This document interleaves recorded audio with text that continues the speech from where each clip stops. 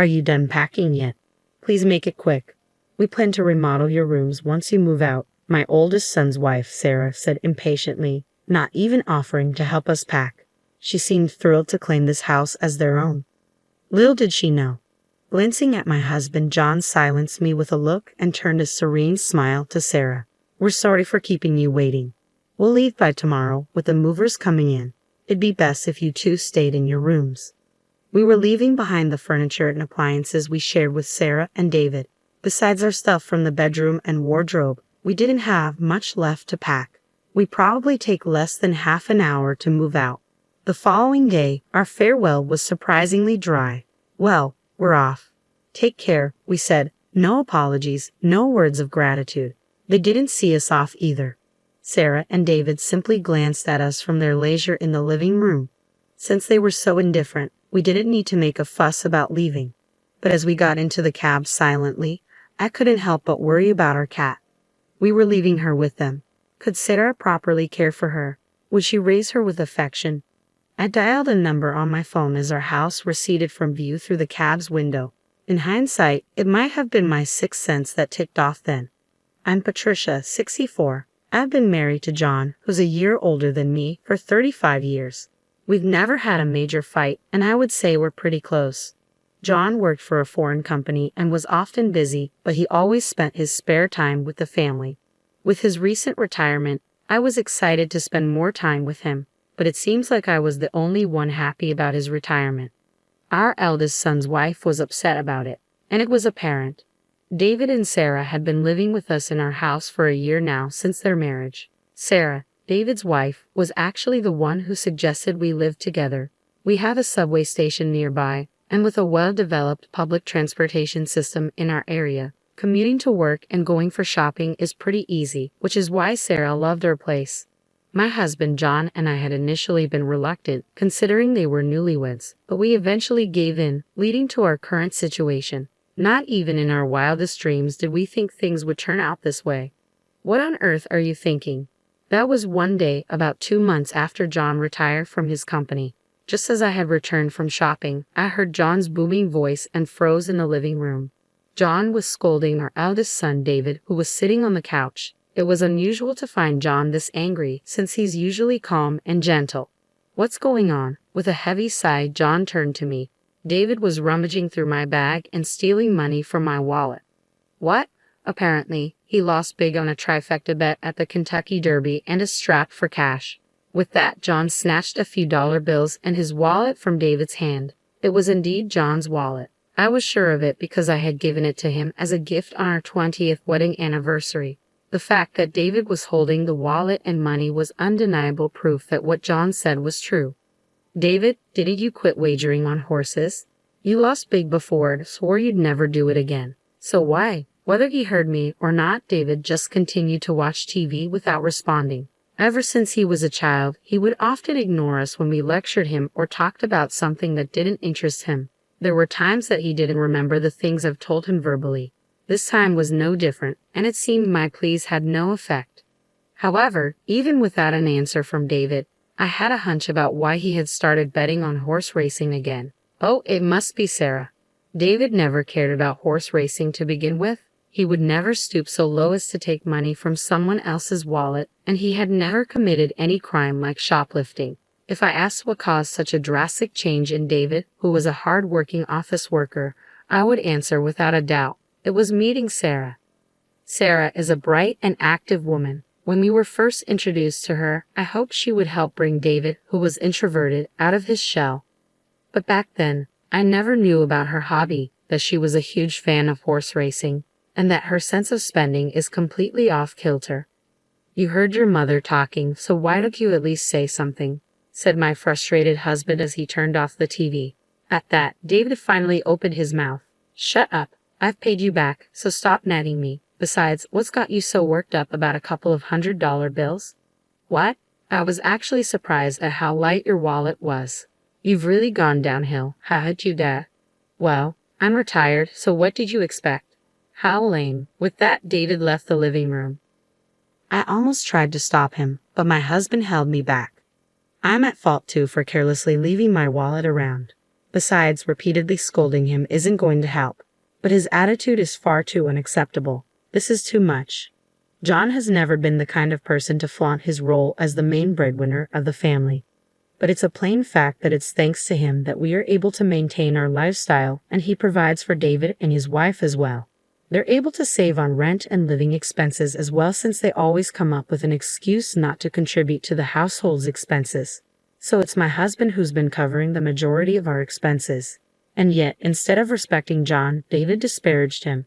David's comments were unacceptable, but I was also enraged with his wife for introducing him to gambling. A few days later, still feeling uneasy, I decided to ask David's wife directly. It seems like David is struggling with money lately. Do you know anything about it? Oh, he apparently took a big hit at the Kentucky Derby. You knew about it? Yeah, after all, I was the one who suggested we go together, she admitted. Just as I thought, sure enough, David had been drawn back into horse racing by Sarah. Why would you do such a thing? David was trying to quit horse racing, I interjected. Is that so? I had no idea. Please, Sarah, I'm begging you not to invite David to the horse races anymore. If this keeps up, won't you be in trouble too?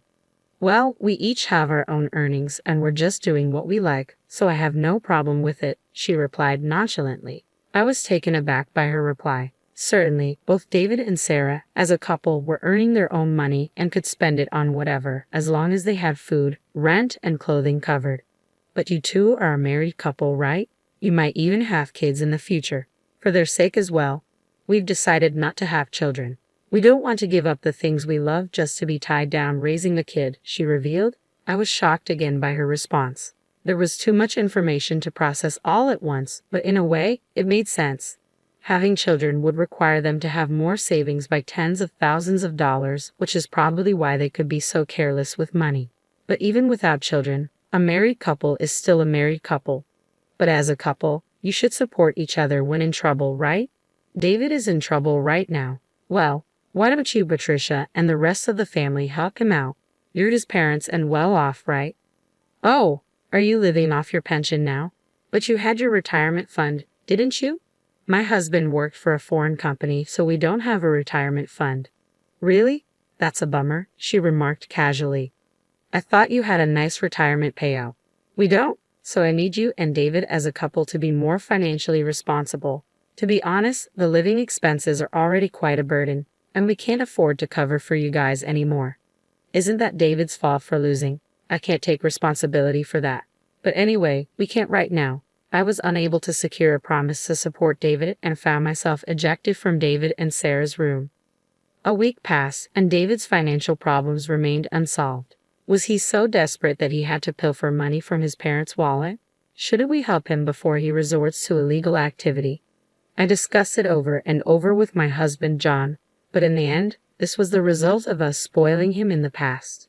John convinced me that we needed to be firm this time for his future's sake, and I had to agree. We were providing him breakfast and dinner, and he had a pass for commuting to work. The goal was simply to have him make it until his next paycheck, but then the situation took an unexpected turn. It happened on a weekend night as we finished our dinner and were relaxing in the living room as usual. Ding dong. Our doorbell rang, but we weren't expecting any visitors. So I approached the front door to see who was visiting us this late at night. I opened the door, wondering if I had a package scheduled for delivery, only to be taken aback. Standing there was Sarah, apparently unable to open the door as her hands were full with a cardboard box. What's going on? What's this box for? As I hurriedly took the box from her, a rustling sound echoed from within, causing me to let out a scream. In an instant, the box opened, and I found myself face to face with the animal inside. It was a cat. Isn't it cute? I found it abandoned on my way home, Sarah said with a proud grin. I was momentarily stunned, but I quickly remembered the gravity of the situation and yelled toward the living room, "John, go to her bedroom and shut the door immediately." I then closed the box and pushed it back towards Sarah. "I'm sorry, but we can't keep a cat in our house." "Ha, why is that?" Sarah looked confused. I explained to her that my husband, John, has a severe cat allergy. In addition to developing inflammation upon contact with cat saliva, he also suffers asthma-like symptoms when inhaling cat hair or dander. There was even a time in the past when he was rushed to the hospital because David had returned from a friend's house covered in fur. I thought I had already told Sarah about this when we started living together, but she seemed to have forgotten. So, what are you saying? Do you want me to take it back where I found it? In this cold weather, it'll die. Sarah's statement left me at a loss for words. I couldn't possibly tell her to return it to the freezing cold outside. However, I can't expose my husband to danger either. All right, you can keep it in your room for tonight, but just for tonight. Tomorrow, we'll contact an animal shelter and ask them to take it in. I thought that, at the very least, an animal shelter would provide temporary refuge for the cat. Sarah reluctantly nodded in agreement to my suggestion. I told my husband and son about it, and they agreed to let the cat stay in John and Sarah's room for the night. However, things didn't go as smoothly as expected the next morning. John and Sarah changed their minds and decided to keep the cat. Sarah, that's not what we agreed on. But I really want to keep it. It's so cute. Why can I keep it? Because your dad is allergic to cats. He'll be fine as long as he doesn't touch it. We'll take good care of it, please. You won't be home during work, right? Who will take care of it then? I can't, which is why I'm telling you that we can't keep it.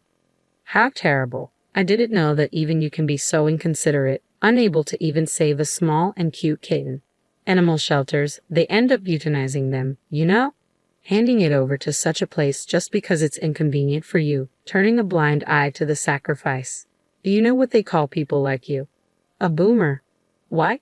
You're just a nuisance. If you can't live with this kitten, then please leave this house immediately, Sarah snapped. I was about to snap back at her, but David chimed in. It's a good opportunity. Why don't you guys move into a retirement home? It might be comfortable. You're at that age, and we're not taking care of you guys. You guys aren't even bringing in any income anymore. I've had enough. Fine. Suddenly, my husband, who had been silently listening to our argument, interrupted me. Since last night's incident, he'd been wearing gloves and a mask and keeping a distance from David and his wife. I felt sorry for making him uncomfortable in his own home. The reason we can't keep the cat is my fault. I will take your advice and leave, John said. As David said, this might be a good opportunity to consider moving into a retirement home. Saying that, John looked at me. Understanding his intentions, I remained silent. David and his wife probably took this as us giving up on our house. They suddenly became more cocky. We'll take good care of this house, so don't worry. But keep the property under your name. The paperwork and payments are a pain. Moving into a retirement home can be quite expensive, you know. Please handle yourselves. Don't rely on us. We aren't helping, they said, seeming relieved, even joyful, at our compliance. This must be their true nature. Perhaps they picked up that kitten on purpose, hoping for this to happen. I realized that we had been manipulated by Sarah. For the following week, I began packing while looking out for John. David and his wife, who had lost all reserve, continued to throw veiled insults at us. But they probably realized that if John collapsed, our move out would only get delayed. So they did not let the cat out of their room. That was the only promise they kept. Are you done packing yet? Please make it quick. We plan to remodel your rooms once you move out, Sarah said impatiently, not even offering to help us pack. It seemed they couldn't wait to make this house their own. They really don't know anything, do they? I glanced at my husband, but he silently calmed me down and gave a gentle smile to Sarah. We're sorry for keeping you two waiting. We'll leave by tomorrow. The mover's coming in. It'd be best if you two stay in your rooms, he said. We were leaving the furniture and appliances that we shared with Sarah and David behind. Besides our stuff from the bedroom and wardrobe, we didn't have much left to pack. I bet it won't even take 30 minutes to move everything out. And came the next day. Our farewell was surprisingly dry. Well, we're off, I said. All right, take care, Sarah replied. No apologies, no words of gratitude. And they didn't see us off either. Sarah and David simply glanced at us from their leisure in the living room. Since they were so indifferent, we didn't need to make a fuss about leaving.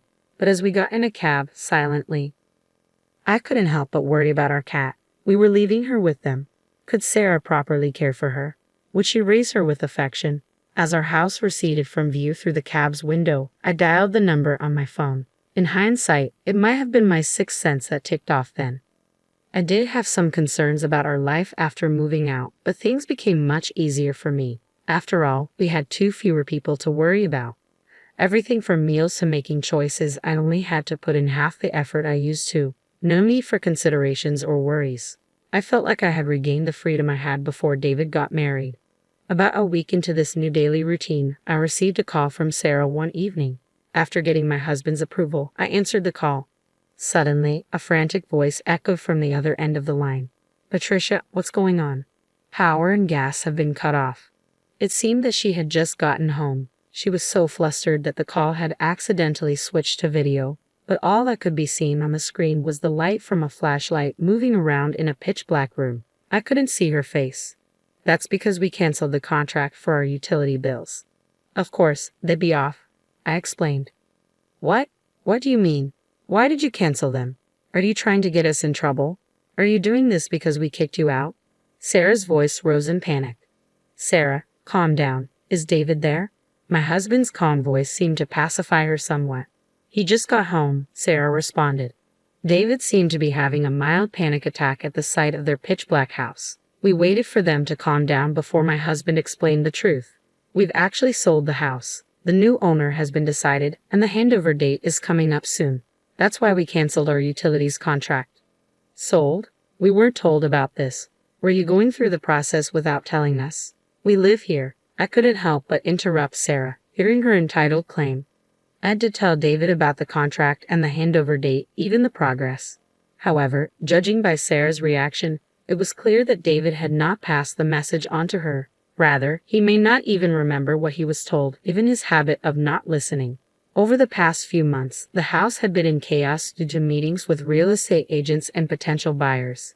David and Sarah, who were hardly home during the day, must have been oblivious to all this. There were plenty of chances for them to notice what was going on, but they missed them all. They simply never cared about what went on in the house. And that's on them. "So, I assumed you guys would move out soon after we did. Have you not moved out yet?" I decided to ask, feigning ignorance.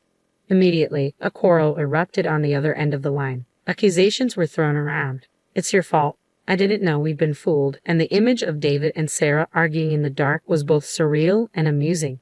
However, once their argument ended, David and Sarah turned their frustration back on us. "Even so, isn't it overbearing to proceed with this without a consensus?" "I don't remember agreeing to this," Sarah complained.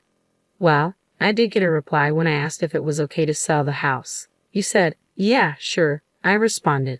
Technically, all I received was an absent-minded response from David, who was watching TV at the time. Still, he agreed to it. "It's his fault for not listening and giving careless responses when I told him," I added.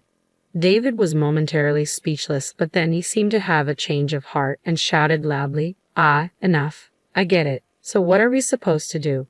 "What do you mean? Where are we supposed to live? Where do we go now? You've prepared a place for us, right?" David's yelling took my husband aback. "Why?" my husband asked back, puzzled. Our son was taken aback by this answer. "You kicked us out.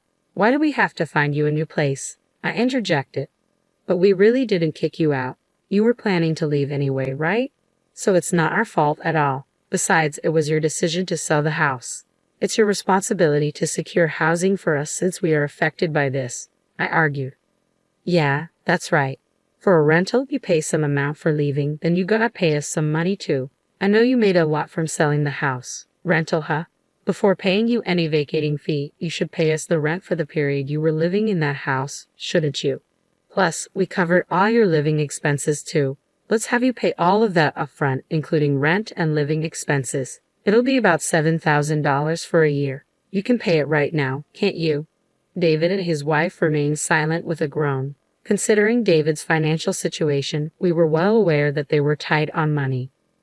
Realizing that we had the upper hand, David started apologizing to appease us. "That's right, we should be the ones to pay first.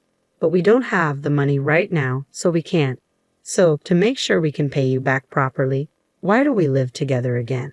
he suggested. "Yeah, that's right. Please tell us where you're moving to.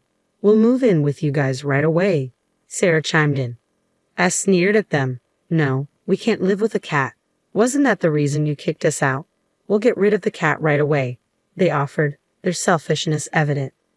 Feeling deeply sorry for the cat at their excessively selfish words, I refused. "No, we can't live with a cat. Wasn't that the reason you kicked us out?"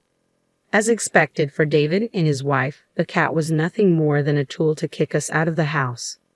As long as it benefits you, you're willing to put others' needs over your wants. Doesn't that make you a boomer? I retorted, throwing their own words back at them. Sarah started to cry, but we had no obligation to be swayed by their tears. Besides, the place we moved into is an apartment for the elderly, so young people like you can't live there. You're the ones who suggested it, remember? I reminded them. After talking over them, I hung up. All I could hear from the phone was David and Sarah crying. In the end, we never heard an apology from them. Soon after that, the young couple left the house. Apparently, they had no savings and they both declared bankruptcy. Now, they live in public housing. When we returned to the house once for cleaning before handing it over, we were able to hear about David and Sarah from our friendly neighbor's wife. According to her, they had quite a hard time packing in a house without electricity, and as expected, they left the cat behind when they moved. Fortunately, I had asked the neighbor's wife to take care of the cat in advance, and she agreed. I offered to help her find a new owner for the cat, but she grew attached and decided to keep it. What was surprising was that David and his wife didn't get divorced. Those two were probably meant for each other. They might be eyeing my husband's inheritance, but we picked a pretty nice apartment. By the time we pass away, there will be hardly anything left. Finally, we were able to start living our life together as a couple without any interruption. The senior housing where we moved in has excellent services, with a gym, karaoke, and a pool. We even get served freshly made meals 3 times a day. And above all, there are many couples our age in the building. We have made a lot of new friends here, and we plan to enjoy our retirement years together.